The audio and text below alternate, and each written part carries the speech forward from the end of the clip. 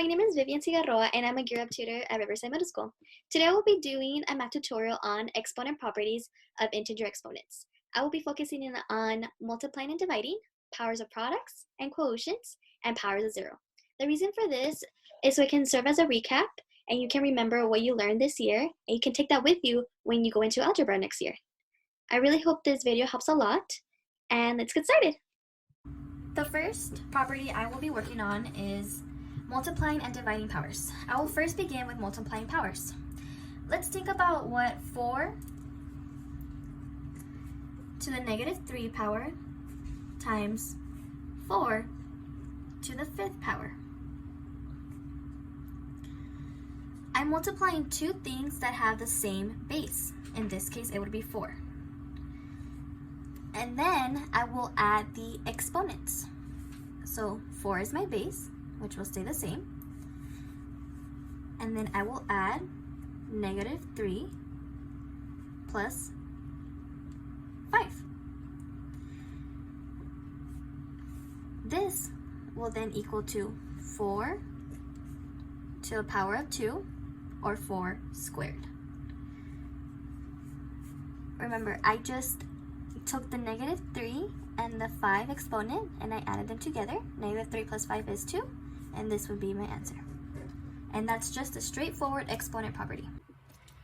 Now let's do a quotient problem. What is 12 to the negative 7 power divided by 12 to the negative 5th power?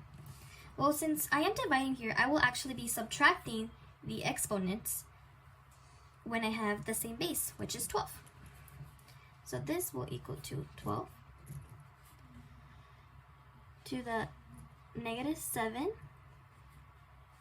minus negative 5th power. Since I have two negative signs right here, this will convert into a positive, as you know this rule. So then my answer will be 12, because the base always stays the same, to the negative 2 power, because negative 7 plus 5 equals negative 2. So when multiplying, you add the exponents, as you can see right here, and when dividing, you will subtract the exponents. Just remember those two simple rules. And that is multiplying and dividing powers. Now, let's move on to powers of products and quotients. I will start with products first.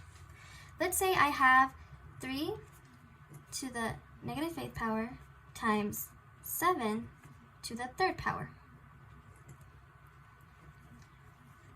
And we want to raise all of this to the negative 2 power. The key thing to realize is that if you have the product of two things, and then you're raising that to some type of exponent, that is going to be the same thing as raising each of these things to that exponent, and then taking the product. So this is going to be the same thing as 3 to the negative 8th power, raising this to the negative 2, times 7 to the 3rd power, and then raising it to the negative 2 as well. And if I want to simplify this, I simply have to multiply the exponents. So for here, it would be 3 to the positive 16th power, because your negative 8 times negative 2 equals positive 16. And right here would be 7 to the negative 6th power, because 3 times negative 2 equals negative 6. And this will be my answer. Simple as that. Now let's do a problem with quotients. I have 2 to the negative 10 power over 4 squared, which is all raised to the 7th power. This is also the same as 2 to the negative 10th power which is raised to the 7th power, over 4 squared raised by the 7th power as well. The numerator will then be 2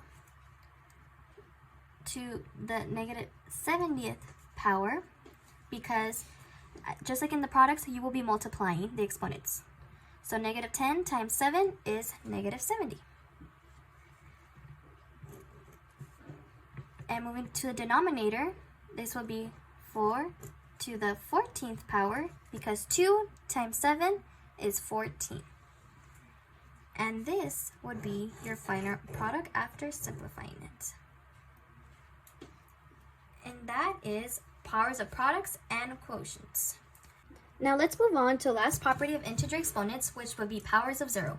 Let's start with 0 to the 1st power. You can rewrite this as 1 times 0, because you're multiplying 1 by 0 one time, which will equal to 0. Now what is 0 squared? This can also be written as 1 times 0, which will equal 0. You can see a pattern here. So if I take the 0 to the power of any positive exponent, then it will always be equal to 0.